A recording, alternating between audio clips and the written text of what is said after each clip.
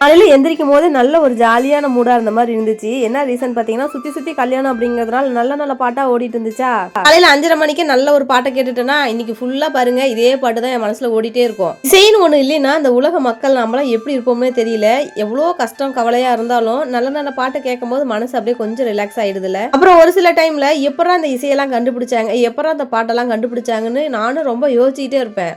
நிறைய டைம் அந்த மாதிரி தோணி இருக்குது. எப்படி இந்த பாட்டை இந்த அழகா இவ்வளோ அழகா பாடியிருக்காங்களேன்னு நிறைய டைம் யோசிச்சிருக்கேன். இந்த மாதிரி டவுட்லாம் உங்களுக்கு வந்திருக்கான்னு சொல்லிட்டு கமெண்ட் பாக்ஸில் கமெண்ட் பண்ணுங்க. யாருக்கெல்லாம் இந்த மாதிரி பாட்டு கேட்டுட்டே வேலை செய்யறது பிடிக்கும்னு சொல்லிட்டு கமெண்ட் பண்ணுங்க. அப்புறம் ஒரு சில பேர் ரெசிபி ஷேர் பண்ணுங்கன்னு சொல்லியிருந்தீங்க. இன்னைக்கு வந்து பார்த்தீங்கன்னா சொரக்காய் கடையில் தான் செய்ய போறேன். சட்டியில் தேவையான அளவுக்கு எண்ணெய், கடுகு, வெங்காயம்லாம் போட்டு நல்லா வதக்கிட்டு நம்ம கட் பண்ணி வச்ச சொரக்காய் சேர்த்துட்டு கொஞ்சமாக உப்பு போட்டு 10 நிமிஷம் போல நல்லா வேக வச்சிடணும். சொரக்காய் நல்லா வெந்ததுக்கு அப்புறம் ஒரு 3லேருந்து 4 தக்காளி போட்டு நல்லா வதக்கிட்டு காரத்துக்கு ஏற்ப சாம்பார் தூள், கொஞ்சமாக வந்து பார்த்தீங்கன்னா ஒரே ஒரு சோள அளவுக்கு புளி, கொஞ்சம் கொத்தமல்லி தலை போட்டு 2 பரட்டிட்டு பச்சை வாசனை போகிற அளவுக்கு ஒரு 5 நிமிஷம் போல விட்டுட்டு தேவையான அளவுக்கு தண்ணி ஊற்றிக்கணும். தண்ணி மட்டும் கொஞ்சம் கம்மியாக தான் ஊற்றணும். ஊற்றின தண்ணி பாதியாக நல்லா சுண்டி வர அளவுக்கு நல்லா அடுப்பில் வச்சு நம்ம கொதிக்க விட்டுட்டு அடுப்பை ஆஃப் பண்ணிட்டு அதுக்கப்புறம் மத்து போட்டு கடைஞ்சோம் அப்படின்னா சொரக்காய் கடையல் ரெடிங்க. உப்பு மட்டும் நீங்கள் பார்த்து செக் பண்ணிக்கலாம்.